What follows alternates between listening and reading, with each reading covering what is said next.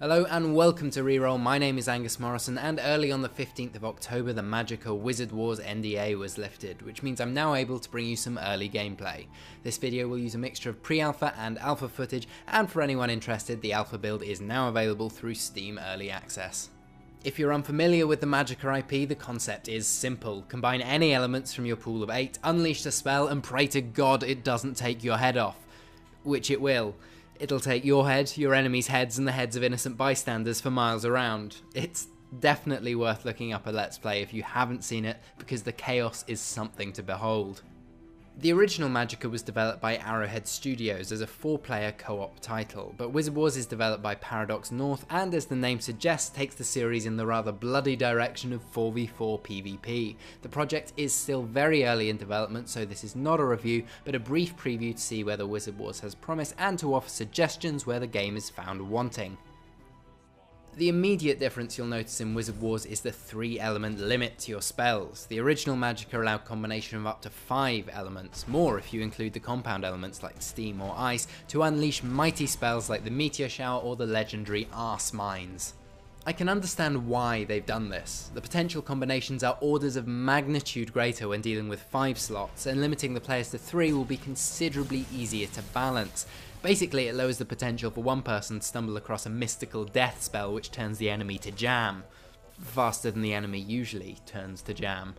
And Paradox have stated that their goal is accessibility. They want as many people playing as possible, and umming and ahhing over the keyboard trying to construct a workable 5-element spell in the heat of the moment isn't wildly conducive to the newbie who's wandered in off the street. However, in streamlining the experience, I wonder whether Paradox are cutting too deep. Your most devastating spells, such as the Meteor Shower and the ability to summon death, are no longer manually cast. Rather, the use of magic throughout the match will fill a bar, unlocking these hotkeyed spells as time wears on. I mean, pressing 4 to unleash a Meteor Storm is idiot-proof, but it feels more like a Fisher-Price apocalypse than the great work of magic. I think it's right that these spells should be unlocked gradually as the game plays out. It lends a distinct flavour to the beginning, middle and end game, at which point Death is marching about like he owns the place. But it defies logic that the best spells are the easiest to cast. I'd like to see the ability to cast these spells unlocked, at which point you have to enter a 4 or 5 element combo to unleash hell. It would add a sense of challenge and make it all the more spectacular when you pull it off. Elsewhere, Paradox have cut still more. It's no longer possible to imbue your weapons with magic, staffs don't have active abilities, and attempting to self-cast harmful spells instead results in AoE. Players of the first Magicka will know that you are as big a risk to yourself as the surroundings. Unintentional suicide was a leading cause of hilarious death among wizards, but in Wizard Wars the safety is firmly on.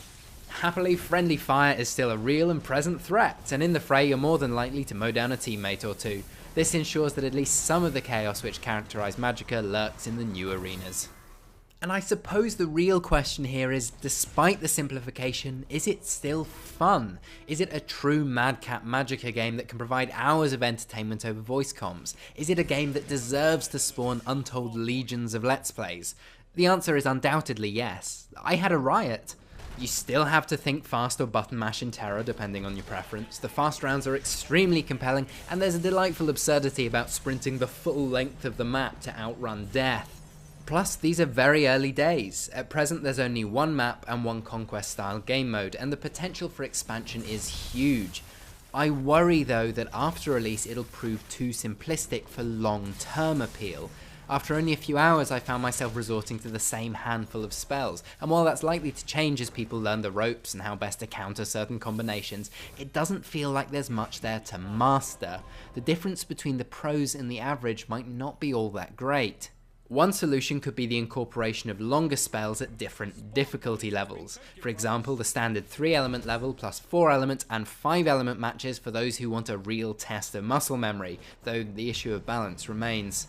Other settings, such as games which enable self-cast for all spells, friendly or otherwise, would provide the authentic Magicka experience to those who want it without alienating the newcomers. There is a lot of scope here for Paradox to play about with the server settings.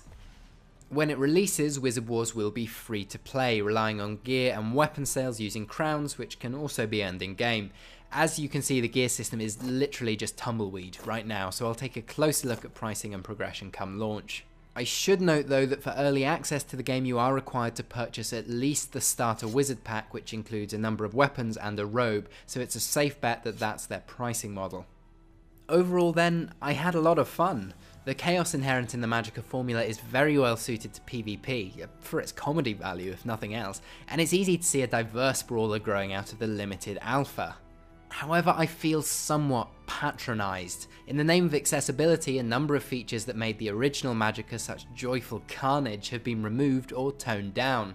3 elements in place of 5, no weapon enchantments, and fewer accidental suicides. These are choices which limit the depth of the game and, in my opinion, underestimate the player's intellect. I respect the need to keep things balanced for PvP, but come release I'd like to see skill become central to the spellcasting. Wow, you stuck it out to the end. Thanks for watching. Do feel free to share this preview across the internet, coax in a new subscriber or two, and I'll see you next time.